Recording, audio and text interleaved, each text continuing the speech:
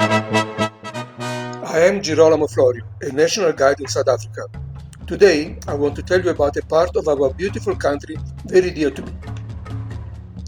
It was in 1980 that my adventure in South Africa started from this very same place, having been recruited by Southern Sun while I was in London to come and work at Sun City complex when it first opened. I thought it would be similar to Las Vegas and the casinos there. So imagine them being flown in and arriving at an airstrip where they literally had to shoo away the cows and other animals before the plane could land.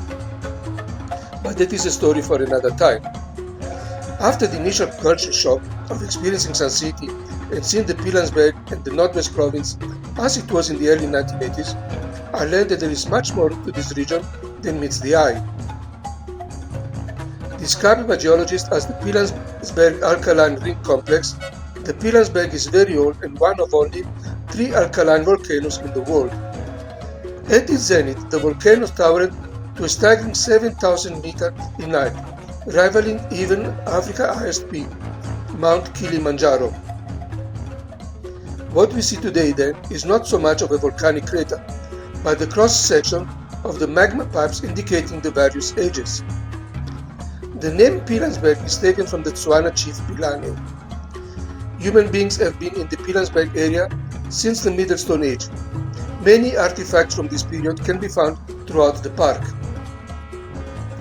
Hunter-gatherers had roamed the area before the first Setswana people settled as cattle and grain farmers.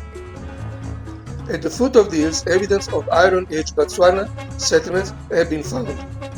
There were cattle and grain farmers who also worked copper and iron. During the 1820s, when Zilikazi invaded the Magaliesberg area, the Africa3 fled into the hills of Pilanesberg to escape the onslaught, but eventually surrendering as the Pilanesberg was surrounded by the Ndebele Impis.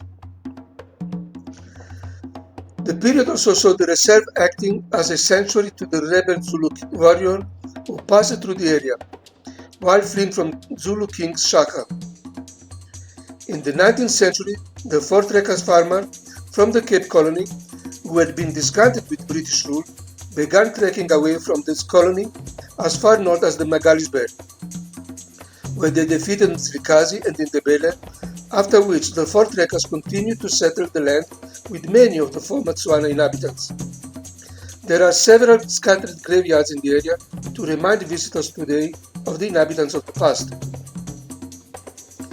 During the early 1960s, white farmers were expropriated by the nationalist government as part of a plan to make more land available for settlement in a so-called homeland. Pilanesberg, though, became part of the former homeland of Bophuthatswana, which was established in 1977. This is also home to the Royal House of Bafokeng. In 1979, the project known as Operation Genesis was initiated to introduce various wild animal species into the reserve, including the Big Five, but the lion only came introduced in 1984.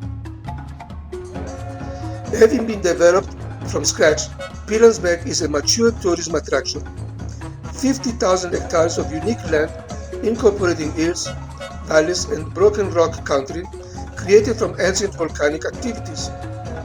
Today, in partnership agreement between the communities and the Northwest Park, the crater is being conserved and managed as a major national park. Sun City, with its Lost City complex, which as a casino resort and entertainment center, where my time in South Africa started, attracts both locals and international tourists, thereby creating employment for many in this region. This often overlooked part of the country, situated in the Northwest Province, is a very relevant destination in South Africa.